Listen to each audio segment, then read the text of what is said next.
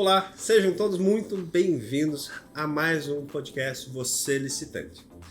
Estamos iniciando a nossa segunda temporada, já é o nosso terceiro entrevistado do ano 2023. E hoje, como sempre, os nossos convidados são muito importantes, mas hoje, para a classe dos advogados, hoje realmente é muito importante, porque é o nosso chefe da subseção, e que vai conseguir trazer muita experiência, muita coisa, muita novidade de tudo que já passou. Para quem não me conhece, né? Cléber Duriz, professor especialista em licitações e contratos. Nosso canal fala um pouco sobre licitação, um pouco de vivência, advogados, jovens advogados, com juízes promotores, e espero que vocês sempre gostem e curtam. E claro, deixam curtir o sininho aí para ser avisados dos novos podcasts para as próximas entrevistas. Hoje o nosso convidado é o Dr. Jason Michael Pitchell, isso? Eu não sei se eu acertei, porque eu falei, vou perguntar antes, mas é um pouquinho diferente, né? Ele é o nosso presidente da subseção OAB Mafra, que engloba Mafra e Itaiópolis. Está sempre muito bem alinhado com a nossa seccional do estado de Santa Catarina. Então, te agradeço imensamente por ter aceito o nosso convite. E eu sei, porque eu sempre fico enchendo o saco do Dr. Jason, tá acontecendo isso, mas é sempre para pedir as coisas, porque quando é presidente tem que começar a dar um arrego para os advogados, né? Dr. Jason é graduado, né, pela Universidade de Campus Mafra, 2010, advogado desde 2011, e de lá para cá tem uma atuação muito forte, seja em comissões, prefeituras, órgãos públicos, então tem um currículo extenso, que a gente vai deixar também aí abaixo dos comentários. Ele já trabalhou como procurador municipal, então a gente já tem uma ligação um pouquinho mais antiga, já foi procurador de Mafra, Campo Alegre, já foi até de uma outra cidade aqui, Lindóia do Sul, uma cidade que eu não conheço, mas então tem muita experiência, inclusive com licitação, é um amante também das licitações, então a gente compartilha de um gosto bem peculiar, não é todos os advogados que gostam da licitação, mas é uma área muito promissora para quem quer iniciar, porque tanto tem a parte judicial como a parte administrativa, e daí é o mais interessante. Dr. Jason, vamos lá. Primeiro de tudo, qual foi o teu desejo para tentar aí a presidência da subseção, ajudar os colegas? Então, Dr. Cleber, primeiramente agradecer o convite, né, pela participação aqui no podcast. Pedir minhas desculpas desde já, né, que enrolei um bom tempo para vir aqui participar, mas é gratificante saber que tem colegas da área do direito administrativo focados nessa possibilidade de se ganhar a vida da advocacia, né, através da licitação. A gente sempre destaca e brinca, né, que a licitação, assim como a improbidade, talvez sejam as duas áreas que mais deem retorno financeiro para o colega hoje, para o advogado que atua na área do direito administrativo, muito embora a gente não tenha isso muito claro na época da faculdade, né, e ver colegas locais de Mafra, de Itaiópolis se destacando, né, nessas áreas, para nós colegas que atuamos, é bem gratificante. Então, desde já fica o parabéns, né, ao doutor, aqui ao escritório, né, a empresa que o doutor também optou também por focar nessa questão da licitação, e dizer que para mim também é tão gratificante quanto estar aqui participando. Quanto à pergunta, doutor, assim, a gente acabou até respondendo em outras oportunidades, na época das eleições mesmo da OAB, né? Só dizer assim, gente, mas então você sempre quis ser presidente da OAB? Eu falei, não, acho que ninguém nasce querendo dizer, nossa, eu quero ser presidente da OAB, né? Mas a partir do momento que você começa a participar da instituição, participar da advocacia em si, é quase que automático você começar, enquanto advogado, a se indignar com as coisas, né? E com a OAB não é diferente. E a indignação não é no sentido de dizer que o que acontecia está errado ou certo. Não é esse o foco, né? Mas é saber que você pode talvez agregar, pode contribuir de alguma forma, e talvez tenha que se aproximar da instituição para poder chegar nesses objetivos, né? A velha história do levanta a bunda da cadeira e faça, né? A gente fica reclamando, às vezes, muitas situações da nossa classe ou de outras situações que o advogado passa no dia a dia e fala assim, por que não acontece nada? Por que não acontece nada? Então, o primeiro passo é conhecer a instituição, saber o que ela pode oportunizar para os colegas, o que ela pode fazer, os seus limites também, né? A gente sempre destaca que a OAB não é uma carta branca, né? Ela realmente tem os seus limites também, e é importante que a gente não consiga misturar a instituição com outras situações, né? Vamos destacar, por exemplo, a questão política que o país, né, vive nos últimos anos, né? Então sempre há uma remissão muito grande, a OAB, cadê a OAB, né? E o que se faz lá dentro é um trabalho muito bacana, né? Eu até posso não concordar às vezes, né? A gente aqui fora às vezes não concorda com uma ou outra ação, mas tem muita gente boa e muita gente boa trabalhando dentro da instituição, seja a nível federal, a nível estadual ou a nível local nas subseções. Então a gente sabe que dá para fazer, tem espaço, né? E o que a OAB precisa, na verdade, é mão de obra, porque o trabalho é voluntário, né? O pessoal sempre brinca, o salário é bom, eu falei assim, é ótimo, né? Você tá mergulhado no dinheiro, né? Eu sempre brinco com vocês, e né, isso não é segredo, porque né, vocês estão participando de várias comissões, né? A OAB sempre está ali, comissão da saúde, comissão de infraestrutura, participa ativamente.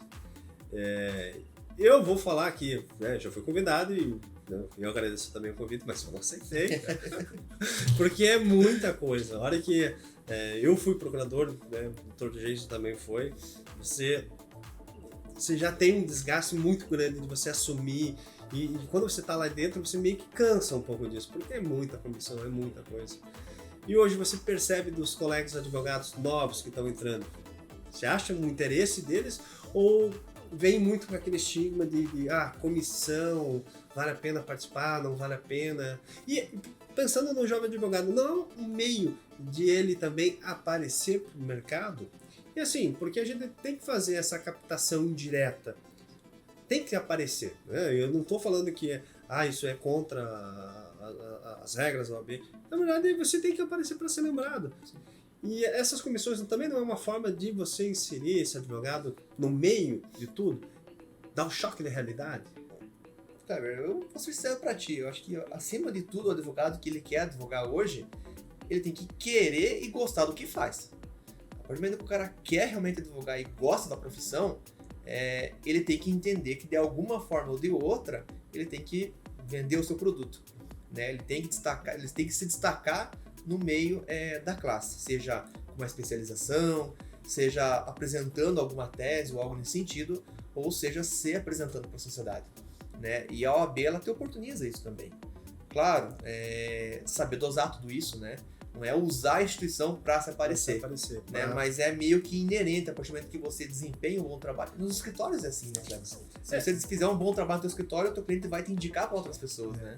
Eu te falo isso porque é uma leitura que há tempos eu tenho feito, né?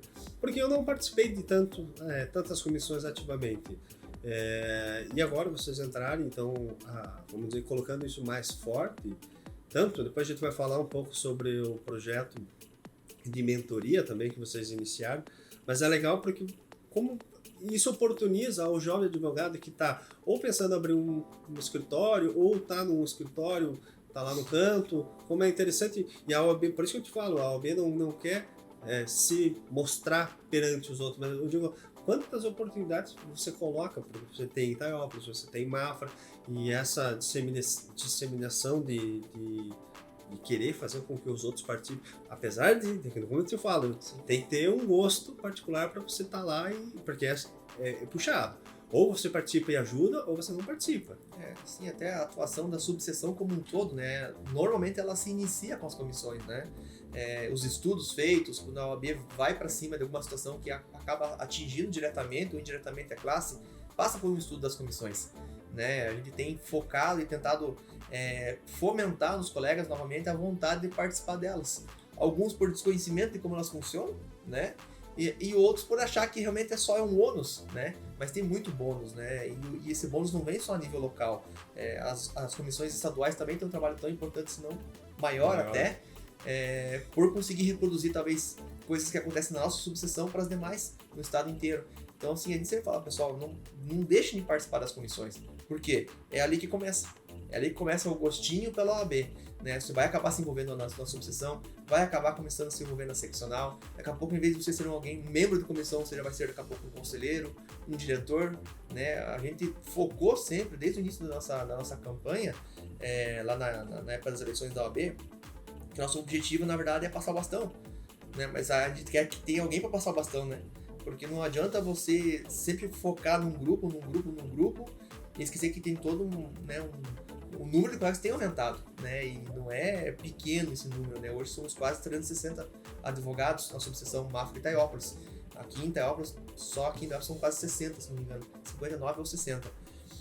Então, assim, esse número deu um boom em curto prazo, né? Então, o quanto antes eles entenderem a importância deles estarem na instituição, a chance que a OAB tem de ficar maior e mais forte, né, aumenta. Então, inclusive, né, hoje a diretoria, ao entregar uma credencial, seja ela originária ou suplementar para um colega aqui na subseção, o colega já sai inscrito numa comissão, né, para que ele já comece a entender. Sacanagem. A gente brinca que é a provinha, né? Mas é legal porque a OAB tem que dar essa condução, porque tem que abraçar. O jovem advogado inicia e eu te falo porque eu iniciei sozinho. Sim. Abri um escritório sozinho. Para quem, eu garanto que o doutor também iniciou, você não ter esse apoio, você meio que acaba ganhando uma rusga. Eu nem me envolvo porque a OAB só quer me cobrar no final de ano. Somando o boleto. Somando o boleto. E às vezes não é assim, né? Eu vejo com certeza que essa questão de você colocar, já participar. Depois eu também quero te perguntar sobre a questão da ESA. Eu sei que vocês também focam em cursos também, vocês preparam esse pessoal. Mas enfim.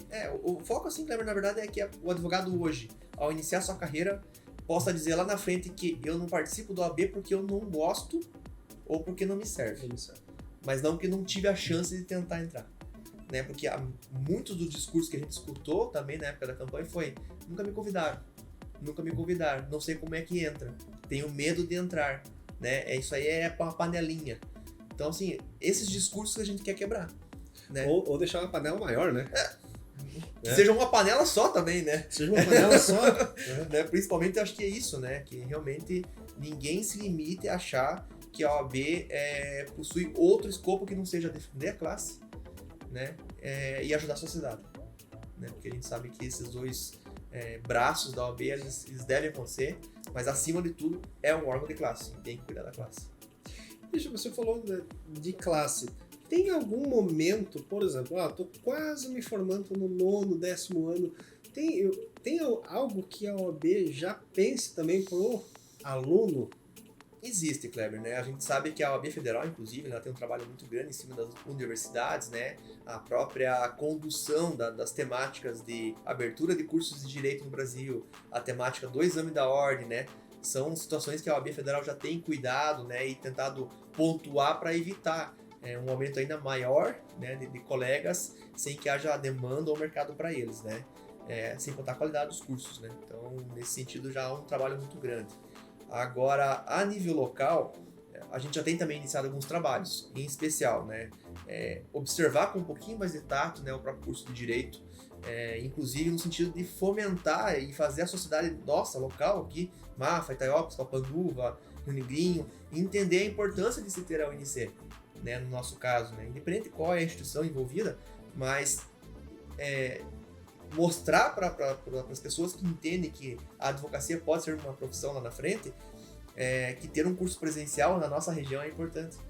Né? Então, esse trabalho a gente já tem essa aproximação novamente da universidade, com os olhos de tentar tornar maior a qualidade do colega que sai de lá.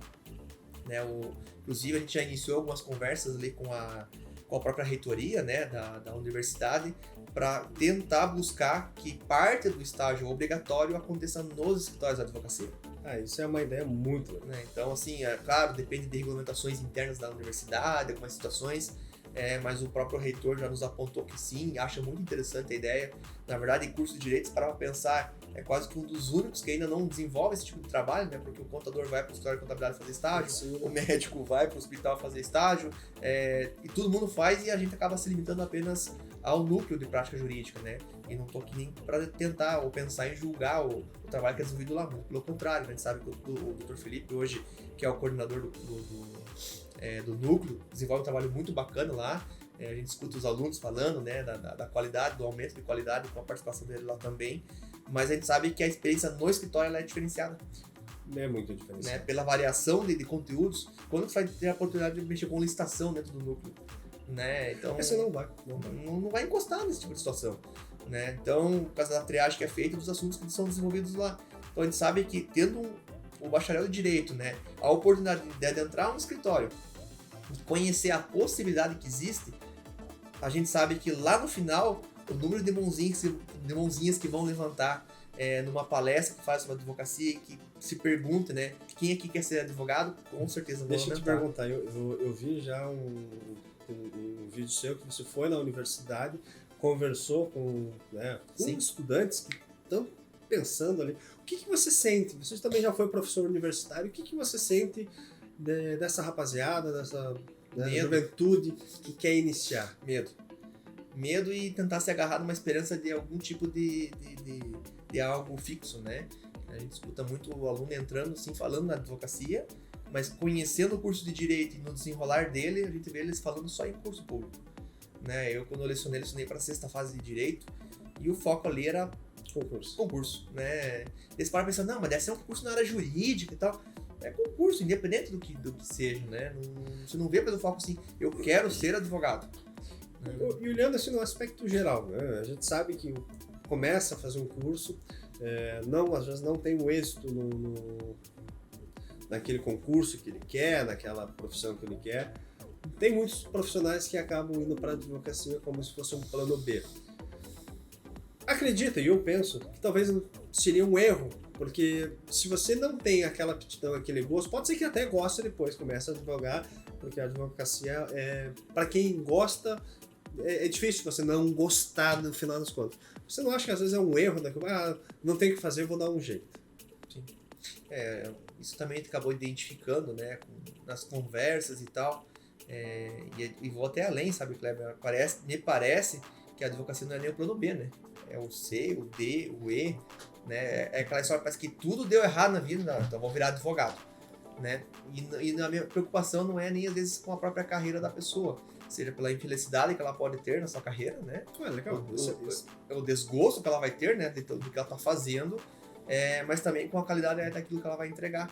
Então, por quê? Porque é uma pessoa que talvez não compreenda a advocacia como ela deve ser compreendida e começa a se equivocar, seja com os trabalhos ou com as cobranças, e daí vem meio que quase que efeito cascata, né? Cobro pouco, cobro mal, daí já não quero mais fazer porque já não é uma coisa que eu não queria fazer desde o começo, né? Então acaba desanimando com a profissão e entregando eventualmente um trabalho não tão condizente quanto a classe exige, né? Você está no podcast Você Licitante. As maiores sacadas do mercado de licitações estão aqui. Olha que interessante. Falou cobro pouco, cobro mal. Essa é a reclamação. Você nunca vai cobrar. Nunca vai reclamar se conseguiu cobrar bastante. Sim. Tem algum apoio da OAB para tentar, além a gente sabe da tabela, mas alguma dica em geral para que o jovem advogado, eu não falo só aqui, mas para fora, de tentar buscar olha, eu quero aprender um pouquinho. Porque eu acho que muitos desistem justamente por isso, porque é uma frustração muito grande. Daqui a pouco o cliente vem, o cara não quer perder o cliente, joga a pressão lá embaixo. Sim. Tem uma preocupação geral dos advogados Brasil afora sobre isso? Tem. Até porque essa conversa não se limita à nossa subseção, né, Kleber? A gente vê que a problemática da cobrança, do evitamento de preços, ou da falta de preparo para cobrar o honorário hoje, ela é um mal no Brasil, né? Isso é fato. E quanto maior o nicho, né, o maior número de colegas, seja na cidade ou naquela área específica do direito, maior a tendência de que os preços caiam, né? Isso vai da cultura das pessoas em desvalorizar o trabalho do advogado, né? Das pessoas achar que podem fazer leilão, né?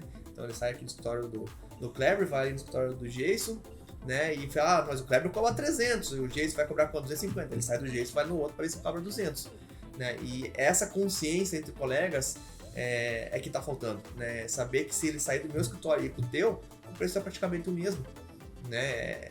Não tentar captar o cliente só pelo valor, né? Porque às vezes, claro, detalhes, às vezes acertar o cliente faz parte do jogo, né? Dar aquela pechinchada. Mas tem que ter tempo e ter um respeito com o teu trabalho, né, Kleber? Não dá pra... Eu te pergunto isso também, porque existem técnicas, não de persuasão, mas eu digo assim, técnica em que você consegue pelo menos se portar perante o teu cliente, né? Você tem que agregar o serviço e mostrar primeiro que o seu escritório fornece, primeiro que você apresenta. E eu vou fazer agora a remissão a nosso podcast anterior, que é o do Dr. Estevão. E ele menciona e traz uma lembrança muito clara sobre não colocar cases de sucesso. Olha, tive uma sentença favorável aqui no meu escritório e colocar isso como publicidade. Sim. Mas não haveria uma vedação, por exemplo, de um cliente chegar ao escritório e você apresentar os teus casos de sucesso, né? Aí, se você vai falar nome ou não, é uma coisa que tem que tomar um pouquinho de cuidado hoje com a lei de proteção de dados, mas você apresentar primeiro as tuas soluções, apresentar primeiro o teu caso, fazer o cliente entender a importância e depois fixar o preço. Será que aí não caberia, por exemplo, a OAB incentivar esse tipo de ensinamento prático?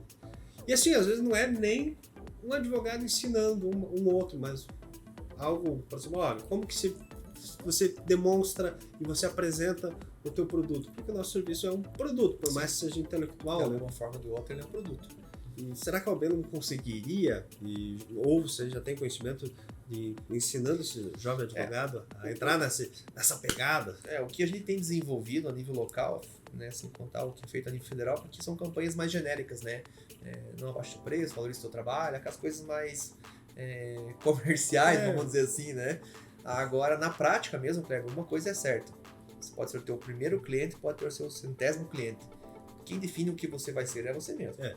Né? Então, a partir do momento que você é taxado na sociedade, na cidade que você vive, como um advogado que cobra barato, quem vai te procurar vai te procurar pelo preço. Não tem Cristo que faça a pessoa mudar a consciência dela. Então, assim, se você vai ser sempre o advogado que vai receber clientes, porque por algum motivo ele te procurou. Eu acabei de pegar minha credencial, entrou meu primeiro cliente. Qual o motivo que ele te procurou? Ele é meu amigo. Não tem por que abaixar o preço. Né? Eu sempre tenho uma premissa no meu escritório. Eu perco o cliente pelo preço, mas não pelo trabalho. Por quê? Porque se ele não paga aquilo que eu sei que eu vou ter de trabalho, prefiro que ele não me contrate. Né? Porque você imagina assim, hoje um processo como o que nós vivenciamos no judiciário, Taiópolis ainda é um pouquinho diferenciado, que o processo acaba andando um pouquinho mais rápido, mas você vai ter o teu processo na tua mão por 3, 4, 5 anos. Dilui esse tempo pelo valor que você cobra, não se paga. E você vai ter que manter teu escritório, vai ter que manter tua estrutura, vai ter que se manter ativo para tocar aquele processo, ou vai ter que contratar um colega para tocar ele para frente. Então, assim, acho que a maior preocupação que a OAB tem que ter, e a gente tem focado isso, inclusive, no projeto de mentoria, ao auxiliar os colegas a entender como é que funciona a cobrança dos honorários, é dizer assim, quanto você acha que realmente vai custar esse serviço para você? Esse tem que ser o mínimo. O que você vai agregar de conhecimento, seja por uma especialização, por algum conhecimento prático que você já tenha tido na tua vida, esse é o up, esse é o a mais. Né? Não dá para pensar em cobrar para pegar o cliente, porque isso vai ter volume e não vai ter tempo para desenvolver. Daqui a pouco começa a ter que achar um parceiro e dividir custos, não sei o que, quando você vê, você está pagando para trabalhar. Você mencionou a questão de parceiro, né? Falou parceiro e falou especialidade. O fato de você se tornar um pouquinho mais especialista na área te facilita também? Facilita, né? Não tem como dizer que não, né? Eu, quando fiz a minha especialização em Direito Administrativo e Gestão Pública, você começa a criar nichos que você foca, né? E aí que vem os cases de sucesso, porque você não precisa falar para o teu cliente o teu case. Normalmente o teu case já fez com que o teu cliente entrasse no teu escritório. Né? Se ganha uma licitação, o teu cliente ele vai chegar na licitação e dizer: esse dia eu ganhei uma lá porque o advogado conseguiu bolear lá o recurso, né? Daí ele vai dizer: quem que é o teu advogado? O advogado é o Kleber. Ele vai procurar o Kleber, porque você já ganhou uma ação. Ele já sabe do teu sucesso em outra demanda parecida com a dele. Então, assim, isso veio que meio de arrasto, só que é difícil de entender isso no começo. Porque você precisa de dinheiro, você tem que viver, né? Assim, eu olhando, agora já um pouquinho mais, não tão jovem, já um pouquinho mais adiantadinho. Talvez, pensando lá no início, porque assim, quando você sai de uma faculdade, a primeira ideia é: vou fazer uma especialização. A primeira coisa. Eu não sei se é o momento ideal, sabe? Eu acho que talvez um erro, porque assim, eu tinha um planejamento de vida, o meu, que era até com 30 anos, eu fiz 30 agora, até com 30 anos ter doutorado, mestrado e doutorado. E eu fiz esse erro de já engatar uma pós-graduação, ainda que a minha pós-graduação ficou na área, então hoje eu sou especialista em Direito Constitucional, depois o meu foco foi muito mais no estudo do Direito Administrativo, até pela profissão, e acabei mais focando nisso. Às vezes, você ser especialista não quer dizer titulação também, né? Sim. Você ter titulação. O foco é você nichar. Se você gosta daquilo, você vai comer um livro, 2, você te colocou lá na frente. Mas lá no início, fiz pós-graduação, pensei quase em engatar um mestrado, depois eu fui vendo que não era o caso. Não era o caso, porque por mais que eu não tinha pretensão acadêmica, né? Talvez hoje para mim talvez seja interessante, porque você passou um pouquinho mais de experiência, né? A parte acadêmica acaba se tornando interessante. Mas são fases da vida que você vai vendo e não atropelou, né? Por exemplo, se eu tivesse atropelado talvez o mestrado, talvez não teria sido interessante, eu não estaria aproveitando. Porque aí você está numa fase de querer trabalhar e fazer outras coisas, e vai pegando meio de tudo, e daí você também não se dedica no teu mestrado, no teu doutorado. E às vezes eu vejo também na pós a mesma coisa. Você não consegue nem definir, nem nichar o teu público ainda no escritório. Porque você tem uma região. O que na tua região vai dar certo? Uma grande capital, beleza, você já pode escolher um nicho. Mas se você não iniciou e não trabalhou, como que você vai saber se você efetivamente gosta? Eu vejo por licitação. Tem vários advogados que não gostam e não vão gostar. Tem vários. Eu não gosto de direito de trabalho e não vou pegar essa área porque não me dá prazer de fazer. Né? Não me dá prazer toda aquela estrutura, se eu vou atender um cliente. Não é um caso que me interessa, entende? E eu sei que o doutor deve compreender muito bem, porque com certeza. a gente compartilha da mesma área de atuação. Não, e até te digo assim, Kleber, né? Você trabalhou quanto tempo lá na Procuradoria aqui em Itápolis? Quase 10 anos. Então o doutor, né, na verdade, fez graduação, pós-graduação e mestrado e doutorado dentro de uma Procuradoria, porque o que o doutor viu na realidade, na prática, dentro de uma Procuradoria Municipal, você não pincela no mestrado, no doutorado. Por quê? Porque ali você está focado na área acadêmica. É estudo, é conhecimento, é criação de tese. Né? Então, para quem advoga e quem quer ganhar dinheiro com a advocacia, né, a prática sempre vai ser mais benéfica do que a especialização. Por quê? Porque ele está mais envolvido com o título e com a área acadêmica. Óbvio, eu lembro na minha pós, eu até posso dizer assim, talvez eu tenha aproveitado mais os momentos de intervalo da pós do que a própria aula. Por quê? Porque ela está com contato direto com um professor experiente que já passou por N situações, né? E que pode até agregar conhecimento. Então, assim, vai muito daquilo que você vai buscar nessas especializações, né? Ter o título é importante? É importante, né? Não dá para dizer que não. Contudo, só ele não resolve. Aí vem a questão que o doutor comentou, né? Acabei de pegar minha credencial, vou fazer uma especialização para ver se eu consigo cliente. Não é isso que vai te captar cliente. Você não vai conseguir trazer cliente para o escritório só pelo título. Ainda mais em Itaiópolis, Mafra, Peregrinho, Papaduva, né? Que você pode ter um baita, uma placa dizendo especialista em direito administrativo e direito público. Vai vir um senhorzinho aqui e vai perguntar, doutor, faz apostadoria? Né? Por quê? Porque é a realidade da cidade. É o que o nicho que a cidade está pedindo, é uma advocacia ainda um pouco mais genérica. Né? Por isso que eu digo, quando a gente tem advogados, como o doutor aqui, que optou por realmente se especializar e focar numa área, em especial licitação, é de destacar, porque a gente sabe que é um pouquinho mais espelhado para conseguir isso aqui na região. Né? Você vai ter que buscar mercado fora, tem que buscar clientes fora, convencer os clientes da cidade a entender o nicho que o doutor criou. Né? Então, a velha história do empresário que vai na prefeitura e tal, participar de uma licitação de, sei lá, 100 mil reais, e daí ele deu errado um documento, daí ele chega pro doutor, mas é só um recursinho. É só um recursinho, né? Então, fazer ele entender a importância desse trabalho que é desenvolvido também é difícil, né? Mas eu vejo assim, doutor, que temos que pensar na especialização, sim, mas ela não pode se limitar. A experiência que você agrega, seja na prática da advocacia ou especialmente nessa área de direito público, dentro de um órgão público, não tem preço. Mencionou também a questão da especialização. Eu sei que a OAB tem frequentemente, vocês têm trabalhado muito nos cursos, até a seccional também incentiva, tanto os cursos presenciais como também online. Sim. É um bom caminho para o jovem advogado, pelo menos para escolher, eu quero entender um pouquinho melhor, porque ali você vai pegar colegas com experiência. Exato. Ele não é um curso, não desmerecendo, mas eu tenho só trabalho acadêmico. É diferente, né? Eu sempre falo, quem quer advogar, você vai escolher, tenta pegar livros de advogados, né? Não desmerecendo os outros, mas claro, o olhar do advogado é interessante. Eu gosto muito quando pego livros de advogados para procurar as teses. Eu sempre brinco muito no direito ambiental e o pessoal às vezes acaba me criticando, mas quando você vai pegar um caso ambiental, você não quer aquela literatura sobre o que é o direito ambiental, sobre aquela estrutura. Você quer uma solução jurídica. Sim. E solução jurídica é quando você já está com o problema. Você não quer saber se, olha, como preserva, como faz isso, como faz um licenciamento. Você quer saber como te tira o teu cliente daquela enrascada. Exatamente. E é difícil você encontrar essa literatura hoje.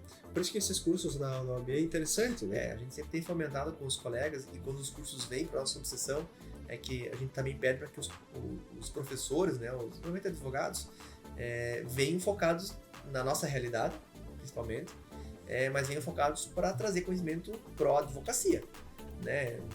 Sinceramente, eu não sou daqueles que quero saber a natureza jurídica do instituto, eu não estou muito interessado nisso. Né? Por quê? Porque na prática eu não vou precisar, né? Então, assim, vou citar agora o exemplo que está acontecendo nessa semana, que é o intensivo de férias da ESA, né? Então, eles pegaram lá 7 assuntos práticos do dia a dia da advocacia, cobraram, acho que R$60 do advogado para ter, né, aí uma gama de novidades, de conhecimento, de coisas que estão pipocando. Pega o previdenciário, revisão da vida toda, 2 aulinhas ali, 2 horas cada aula, só sobre isso. O professor veio ali falando tudo que ele está passando no dia a dia do escritório dele, né? As teses que já estão sendo batidas e tal. Então, assim, é você que tem que definir o que você quer fazer e o que você quer focar. Conteúdo tá cheio. Olha, não quero falar besteira aqui, mas tenho certeza que quase todo dia tem alguma coisa da ESA, do Conselho Federal, ou da subseção, ou da seccional, rodando. Né? Porque não tem, pós, reconhecido pelo MEC, do Conselho Federal. Claro, a maior parte hoje, com o que acontece no mundo de hoje, é virtual. Né? Só que isso talvez seja um conceito meu, e eu prefiro presencial. Toda vida, como você relatou antes, né? Às vezes você aprendia mais no intervalo do que na própria. Exato. Quem não já pagou pós-graduação e não fez quase nada de aula? Eu já fiz. Não tenho titulação, não tenho nada, mas assim, fazia o que era interessante, porque a titulação para mim não era importante. E eu, particularmente, não gosto muito de focar vamos dizer, uma pós-graduação online. Sim. Porque é um tempo muito grande, 1 ano e 8 meses, às vezes muito mais extenso. E por isso que hoje bombou os cursos, né? Porque você quer uma informação muito específica, eu quero um curso de licitação e prático. Como faz? E assim, como faz mesmo, né? Porque ali você tem informação rápida, você quer um conteúdo. Sim. Era digital, é isso. Por isso que os cursos da ESA são interessantes, porque é conteúdo rápido e... eu vou citar agora, né? Eu acabei me inscrevendo numa especialização em Curitiba, pela PUC, em Direito Imobiliário e Notarial, né? Mas é presencial. Claro, vou me lascar ali, ter que bater sexta-feira pra lá, passar o sábado o dia inteiro e tal, né? Mas é uma área que eu tô tendo demanda hoje no meu escritório, né? Que eu tô precisando desenvolver, que tá tendo muita novidade, né? Desde toda a parte agora extrajudicial que o cartório tá absorvendo, né?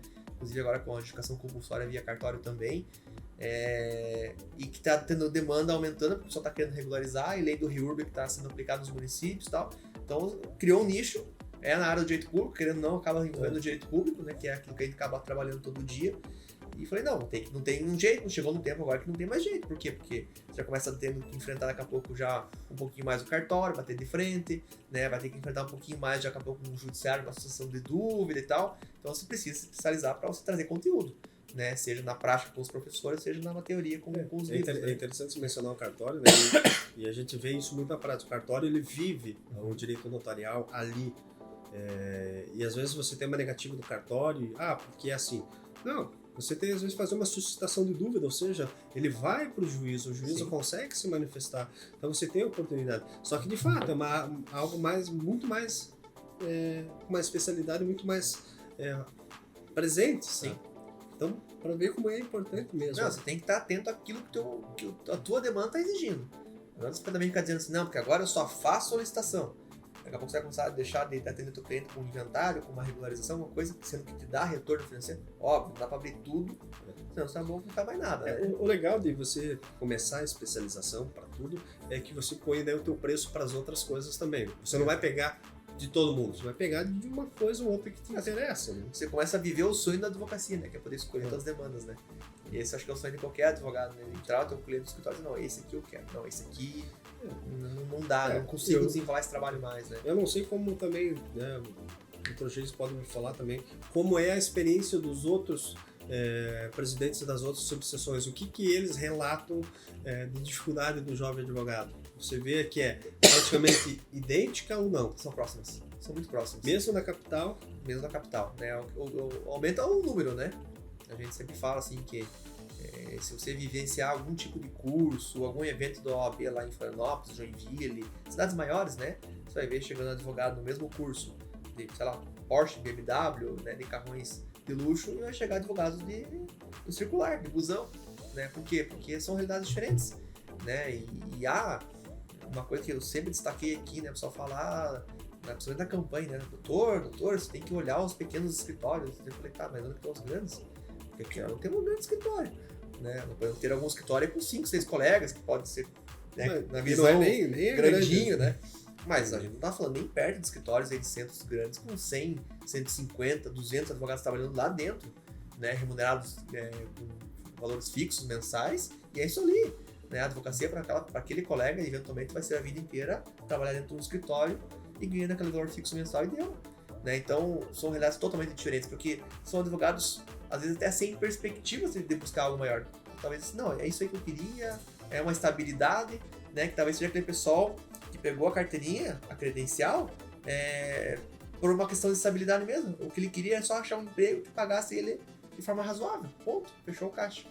Né? Então, esse número de advogados oscila e tem aumentado, talvez com base nisso. Talvez ele de buscar uma certa estabilidade. E claro, escritórios grandes também visualizam isso como uma oportunidade, né? Ganham um volume de trabalho, né, por uma remuneração mais baixa. Mas não digo baixa, mas, né, dentro de uma possibilidade que eles acabem ganhando dinheiro também. É que também a gente tem que entender também uma lógica de como que funciona o mundo capitalista, né? Tanto para a empresa, se você for pensar que você vai pagar um alto salário de início, inviabiliza todo o negócio. E vemos e convenhamos.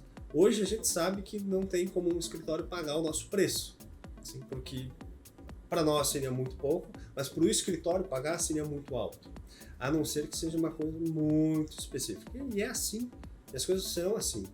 O que eu acho que eu vejo no geral é que você não pode se acomodar muito. Exato. Né? E às vezes a gente acaba ficando, olha, eu estou nessa situação, está confortável. Às vezes vale a pena você dar uma mudada. Vai dar uma dificuldade no início, e assim, a dificuldade, a gente sabe que tem pessoas que têm família, advogados que têm famílias, às vezes vale a pena se programar e partir para essa, porque ali às vezes é uma viradinha de chave que vai fazer toda a diferença. Vamos pegar nossa área de trabalho, né, doutor? Vamos começar pelas prefeituras, né? Paga muito mal os advogados, né, doutor? Não tô aqui para julgar, né? Não tô aqui para mudar a lógica, né? Podem achar o que quiserem, mas se vocês entenderem o que é ser um procurador-geral de município, o tamanho da responsabilidade que é jogada nesse cargo, né? E a linha de trabalho e a quantidade de trabalho é muito pouco, né? Você tranquilamente tira o teu salário numa ação fora da procuradoria. Eu sempre brincava, se você manter uma média de pareceres, sei lá, num ano, sei lá, 2.000 pareceres, não sei, se você dividir isso por dia, nossa, um parecer no mínimo você deveria estar cobrando um X valor, nossa, sim, não se pagaria nunca. Não, até porque se der algum erro, o procurador vai responder, claro, das teses, da responsabilidade e tal, né? Agora você mencionou um negócio que é muito importante. Você, licitante, continue acompanhando este podcast. Aqui você verá as melhores oportunidades de se ter um negócio lucrativo vendendo para o governo. A OAB ajuda advogados, seja públicos, né? Vamos pensar que você que está nos ouvindo aí quer pensar primeiro em procuradoria, pensar um pouco em concurso. OAB, mesmo sendo servidor público, ele sendo participante do órgão de classe, a OAB consegue defender esse advogado em ações? A OAB tem um trabalho, inclusive, muito interessante para advogado público, seja para a defesa das prerrogativas, das atividades, mas também na defesa da responsabilização em caso de parecer.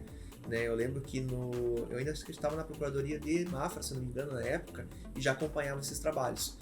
Mas, salvo engano, nos últimos 3 ou 4 anos não houve mais nenhuma condenação de parecerista, né, por improbidade administrativa decorrente da atuação da Amicus Curiae da OAB da secção Santa Catarina. Só para o pessoal entender, quando você emite um parecer, você emite uma opinião, né, aquilo que você acha mais adequado. A não ser, e eu sempre dizia, repetia, a não ser que fosse um erro muito grotesco. Ou com dólar, né? Ou com dólar que você... E assim, a improbidade hoje veio para isso, né? Ela já deixou muito claro, tem que ter dólar, tem que ter aquela intenção de prejudicar, de dar um prejuízo.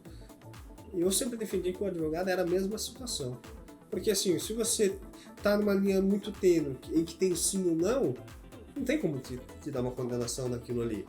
Então eu sempre, né, agia com maior tranquilidade, porque pensando já também na OAB, a OAB sempre, né, tinha esse trabalho, mas os tribunais, um ou outro juiz, a gente sabe que no universo aí do Brasil todo, um ou outro parte por uma situação um pouquinho mais rígida, às vezes um promotor novo, começando, e assim, juiz novo, promotor novo, é a mesma coisa que advogado novo, vai cometer erros, não adianta. Sim. E não adianta você ficar bravo, é assim que acontece. Depois as pessoas amadurecem, vão entendendo as coisas melhor, a vida. Por isso que é legal você entender que são passos na tua vida e você tem que entender que todo mundo vai, uma ou outra hora, vai pisar na bola. Não, e é quase que normal de qualquer crescimento, né, Cleber? Qualquer atividade que você desenvolve na tua vida, seja ela profissional ou pessoal, você vai evoluindo, né? É uma construção que você vai fazendo, né? E na Procuradoria não é diferente, mas eu lembro assim, de casos bizarros, sabe, Cleber, né? Que a OAB contribuiu, assim, de parecerista sendo responsabilizado pela montagem do descritivo do item que é para a licitação, entende? Porque ele deu parecer favorável, mas estava direcionado. Me desculpe, doutor, mas o que eu entendo de caneca? Como é que eu vou dizer se é a altura da caneca, o diâmetro da caneca, o lado que tem que estar para pegar aqui? Como é que eu vou saber disso? Né? Então, claro, você tenta buscar dentro da possibilidade, e daí também cai em outra realidade das prefeituras, né? Que é falta de estrutura para montar esses editais, né?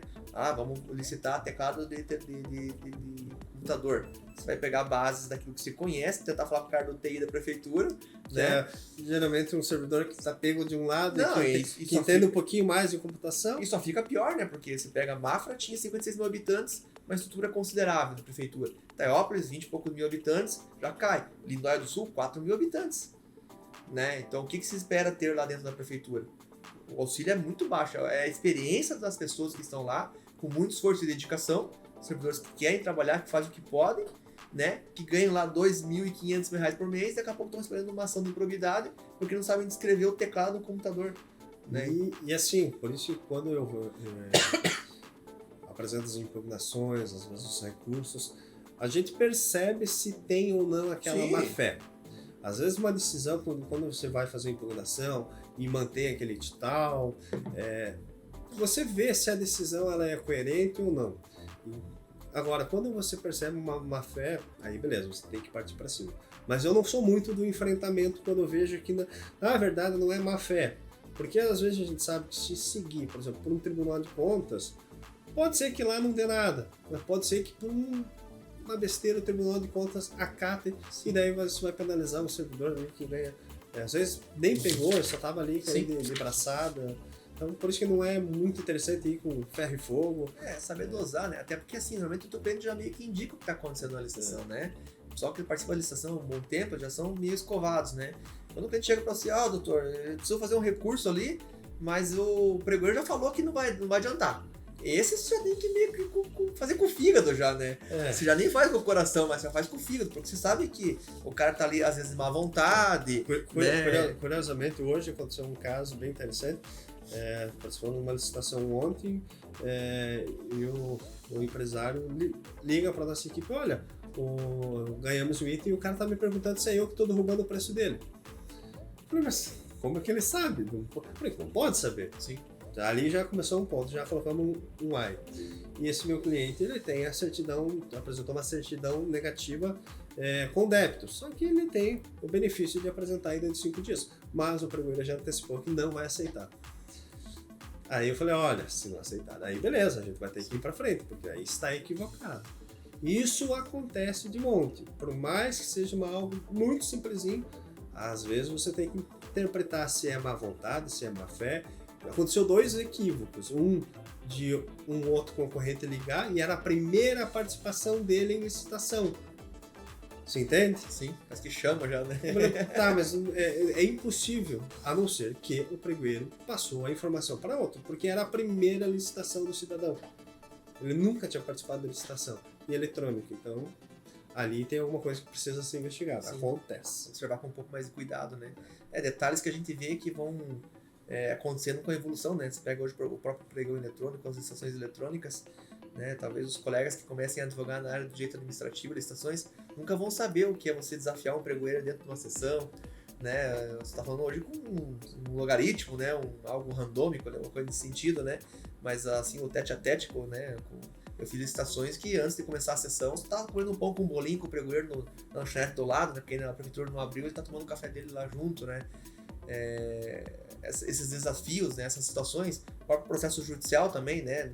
Nunca os colegas vão saber o que é você chegar às 5:07 na porta do fórum para protocolar o negócio, porque senão não ia ser recebida a tua contestação, você não ia ter até às 23h59, né, dentro do sistema para protocolar a tua contestação. Então essas dinâmicas vão se atualizando e é importante que os colegas também se atualizem, seja na legislação, seja nas oportunidades, né? Mas a gente vê assim que o principal foco, né, na própria conversa de hoje, né, tem muito nicho pro jovem advogado, né? Tem muita coisa boa para acontecer, mas não dá para entrar naquela vibe de sair da faculdade, entrar bitolado, né, achar que é só civil, penal. É incrível, eu entrego o credencial pro colega novo hoje, penal. Né? Eu não suporto o direito penal, né? Faço alguma coisa na área ambiental e tal, mas... E assim, eu achei em razão da nossa proximidade. Eu só faço penal se envolve algo meio que relacionado à improbidade administrativa e licitação. Ou eu ambiental faço porque é mais administrativo do que o próprio direito ambiental. Sim. Eu digo assim, quem quer lidar no direito ambiental, beleza, se você quer. Né? Antes, beleza, aí estuda então o direito ambiental de forma mais precisa. Agora, se você quer alguém para te defender quando você já fez alguma coisinha, aí você procura alguém que entenda um pouquinho mais administrativo. Né? Porque daí ele vai conseguir entender a situação um pouquinho diferente. Não, mas assim, é incrível, né? Parece que os colegas estão saindo das universidades, não é só aqui de Mafra, da UNC, parece como um todo, né? Mas muito focados, assim, em áreas que já estão saturadas, né? É isso que talvez seja o diferencial hoje para o jovem advogado, né? E não é a especialização também que vai resolver, né? Mas ele tem que querer buscar algo diferente, enxergar tudo isso de forma diferente. Então agora o momento é digital, então LGPD e não sei o que. Também não é assim, né? Também não é tão simples. Convença hoje um influencer digital a te contratar como advogado para você fazer o contrato de prestação de serviço com uma empresa. Ele acha que é só o WhatsApp, ali fechou o valor, fechou... Daqui a pouco o que vai acontecer? Ele faz a propaganda, não atinge o público que ele queria. Ele faz a propaganda, não falou dos produtos que ele queria. E daí como é que vai discutir isso? Mas eu tenho as mensagens no WhatsApp. Né? Será que isso é suficiente? Né? Será que não dá para prestar algum tipo de consultoria jurídica melhor para essas pessoas que têm um trabalho, né? Há uma relação negocial que precisa de suporte jurídico, mas que até então ninguém se envolveu? Eu vou te falar assim, a questão de licitação é um nicho. Agora eu não quero trabalhar só com licitação, eu quero fazer só pregão eletrônico. Já nichei mais, mas eu não quero atuar só com pregão, eu não quero pregão eletrônico, eu quero só tomada de preço, tomada de preço só concorrência. Então você consegue nichar. E se você conseguir nichar de uma forma específica, melhor ainda. A mesma coisa, crime contra patrimônio, crime contra a vida, ou sempre tenta nichar, pelo menos. E tenta entender um pouquinho daquilo que você aprendeu na faculdade, que você utiliza no dia a dia, porque assim, qualquer advogado que tenha o seu conhecimento jurídico em dia, se ele pegar hoje e entrar no site da prefeitura, do estado, da União, e pegar uma lei que ele acha que possa gerar algum tipo de demanda, ele vai achar um erro. Ele vai criar uma oportunidade ali dentro. Só que, claro, com um pouquinho de empenho, estudo, né, e dedicação. E quanto menor a esfera, maior a chance do erro. Né? Na União é mais difícil, no estado já dá uma facilitadinha. No município, então, se você começar a varrer a legislação municipal, você acha coisas assim absurdas, né? Que dá para tentar criar teses em cima e começar a fazer trabalhos. Então, assim, oportunidade tem. Só que vai muito do interesse, né, do jovem advogado. E quando eu digo interesse, é interesse em advogar. Não é... Tem muito colega que fala hoje para mim assim, porra, doutor, eu sou muito de... Eu nem conheço meu cliente, hein? Eu fechei o contato pelo WhatsApp, fiz uma videochamada para entender, ele me mandou a documentação virtual e eu entrei com a ação. Não conheço meu cliente. Cara, pra mim, sim, cara, a gente ainda é daquela geração da meia ali, né, Kleber? Então você conheceu o velho e tá se adaptando ao novo, né? Eu só conheço o novo. Protocolação judicial no papel, não vem querer Não. dizer, né? Então, assim, a gente sabe se adaptar às duas esferas, mas o pessoal que tá vindo do novo, eles não imaginam, né? Tem colegas que acham um absurdo ter que atender pessoalmente um cliente, né? E daí que vem a questão, né? Daí começam a dizer que não tem oportunidade porque a OAB não oportuniza. Peraí, né? A OAB tá ali para te dar suporte, te defender quando algo errado acontecer contra você, né? Manter a estrutura e a organização da classe, mas não tá ali para te dar cliente. Né? Essas oportunidades realmente partem de ti, né? Então, assim, porque eu não tenho cliente, tá, mas o que você faz? Você aparece, você tenta fazer um trabalho maior, né? A própria questão não só da OAB, mas do trabalho social que é feito hoje, né? Você se envolver com associações, com a tua sociedade, com o comércio. Eu não consumo aqui na cidade. Como é que você acha que um comerciante vai ter que contratar se nem sabe que isso existe? Né? É o simples fato de você ir no comércio. Não, você vai lá comprar no mercado, você começa a ver pessoas, você vai no outro comércio, corta o cabelo no salão de beleza, né? Praticamente todos os meus prestadores de serviços que prestam serviços para mim são meus clientes, né? Já fizeram ação comigo, é divórcio, é uma questão de um TC que aconteceu, aposentadoria. Procura a gente, são as referências para ele. Se você depois vai desenvolver o trabalho para eles, é outra história. Aí essa área não é minha, mas eu tenho um parceiro que consegue fazer. Aí começam os links com os parceiros, né? Em vez de você tentar absorver tudo e não conseguir fazer nada, o Dr. Kleber é licitação, se você for licitação, passa pro Dr. Kleber. O Dr. João lá é penalista, se for penal, passa para ele. E daí, cara, certo, com o colega, um percentual, uma indicação, você fica a critério de cada um. Ou só faz pela parceria mesmo, caso ele também passe para você ações.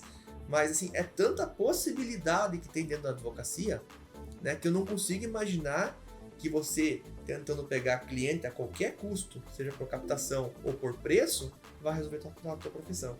Né? Já falei isso para os jovens colegas e destaco isso para qualquer um que vem me perguntar a mesma coisa. Doutor, se entrar uma pessoa lá, você está precisando do dinheiro. Você fecharia o valor mais barato do que cobraria? Falei, não. Mas está precisando de dinheiro. Falei assim, doutor, eu já passei por isso. Quando eu abri meu escritório, eu não tinha cliente. E eu neguei o trabalho por ser muito barato. Mas ele não passou necessidade? Passei? Não adianta dizer que não, eu passei. Eu falo assim, só que a partir do momento que eu começo a cobrar barato, eu vou ser sempre procurado por ser barato. Ponto. Não vou conseguir mudar essa imagem. Eu posso ter uma baita especialização, posso ter um baita produto, sei de tudo sobre aquele assunto, mas quem chegar pra mim vai querer pagar barato. Mas aquela vez você sempre fez assim pra mim? Sempre foi assim, vai ser sempre assim. Daí ele vai virar a esquina, vai contratar um advogado 3 vezes mais caro que você e vai pagar com gosto. E vai dizer, aquele advogado é bom. Não tem erro. Então sei que é difícil, sei que é complicado no começo, mas é a luta. Né? E isso, querendo ou não, também é um filtro de mercado. É tipo OAB. Sim. É estilo OAB. Quando você tá na faculdade, você acha justo fazer o exame da ordem? Esse exame da ordem, já você viu? Você passa o exame da ordem, a única coisa que você não quer é que acabe o exame da ordem. Né? É controle de mercado, isso faz parte do jogo. Né? E não vou nem entrar no mérito que a advocacia é essencial justiça, não vou nem entrar nesse mérito, falando realmente de uma questão prática do dia a dia da advocacia. Né? Eu, graças a Deus, nunca precisei captar cliente, nunca precisei ir assim, tipo, eu tenho que criar alguma coisa aqui e tal, porque depois que eu comecei minha carreira, as coisas foram se desenrolando sozinhas, com dificuldades, é óbvio, não foi fácil, né, porque o cargo comissionado também tem a questão da exoneração a qualquer momento, né, e as minhas 2 primeiras experiências foram assim, né, eu não esperava a exoneração, ela veio, e ponto final, mas faz parte do jogo, também entra no jogo sabendo que é assim, né, e em 2018, depois que eu pedi minha exoneração para realmente me dedicar ao escritório, também tive dificuldades, porque você tá numa procuradoria... Você abdica demais, né? Você mergulha naquilo, né, cara? Você literalmente mergulha. Pra quem conhece a procuradoria, você passa 24 horas pensando naquilo.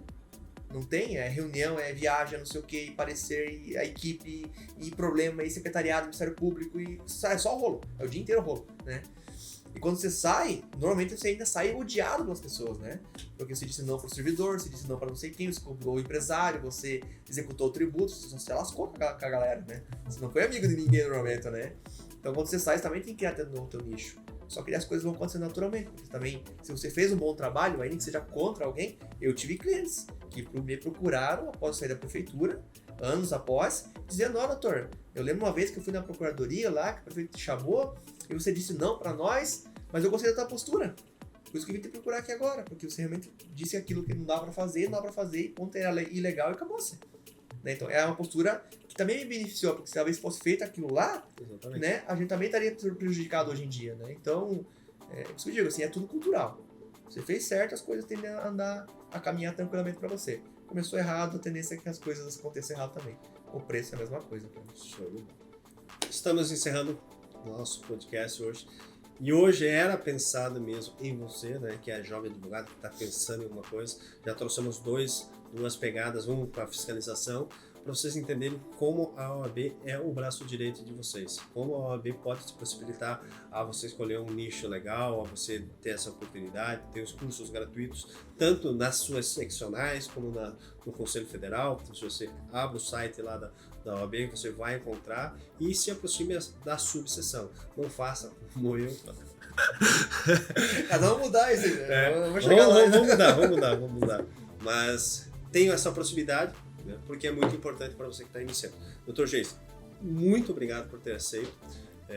Vai retornar com certeza para outros assuntos e daí a gente vai focar um pouquinho em alguns temas de licitação, mas eu te agradeço imensamente por, né, ter sido deslocado até aqui e participar aí do nosso podcast Você Licitante, que é o nosso projeto aí pensado de uma forma mais, vamos dizer assim, uma forma mais atrativa para trazer o pessoal para a licitação. A gente agradece, Kleber, né? Fica à disposição novamente, né? Seja como advogado, seja, né, pela instituição que hoje a gente representa até 2024.